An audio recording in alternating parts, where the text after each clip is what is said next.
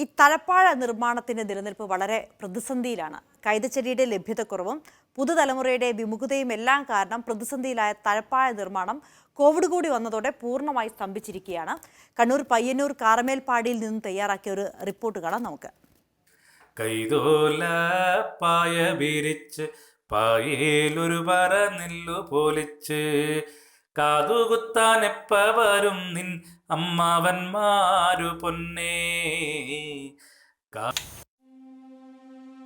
പഴയ ഈണവും താളവും എന്നോ നിലച്ചിരിക്കുന്നു.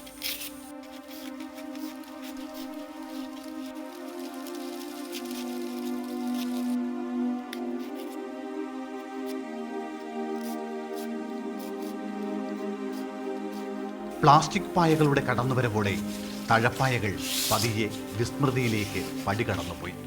പിന്നാലെ നാട്ടിൻപുറങ്ങളിൽ നിന്ന് കൈതച്ചെടികളും അപ്രത്യക്ഷമായിരിക്കുന്നു. രാവിളുക്കോളം ഇരുന്ന് ഊടും പാവുമിട്ട് പായ നെയ്തിരുന്നവരും നിറം മങ്ങിയ ഒരു ഓർമ്മയായി മാറി.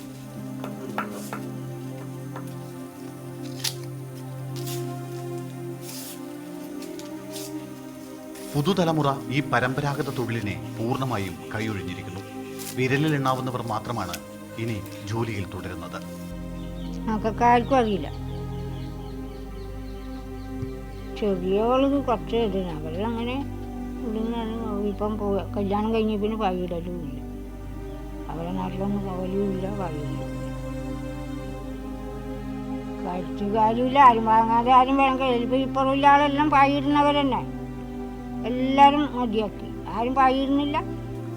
വിവാഹങ്ങൾക്കും ക്ഷേത്ര ഉത്സവങ്ങൾക്കും മറ്റുമായിരുന്നു തഴപ്പായകൾ തേടി ആളുകൾ എത്തിയിരുന്നത്.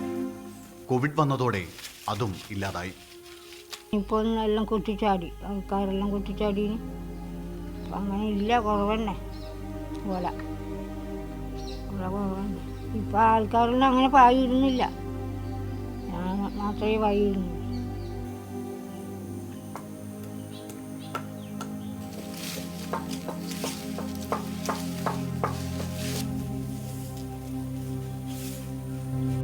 നെയ്തുവെച്ച സ്വപ്നങ്ങളുമായി ഇവിടെ ചിലർ ഇപ്പോഴും കാത്തിരിപ്പുണ്ട്.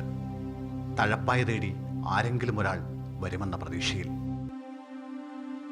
ഷിജിത് കണ്ണോമിനൊപ്പം സുനിൽ ഐസക്, മീഡിയ 1 കണ്ണൂർ.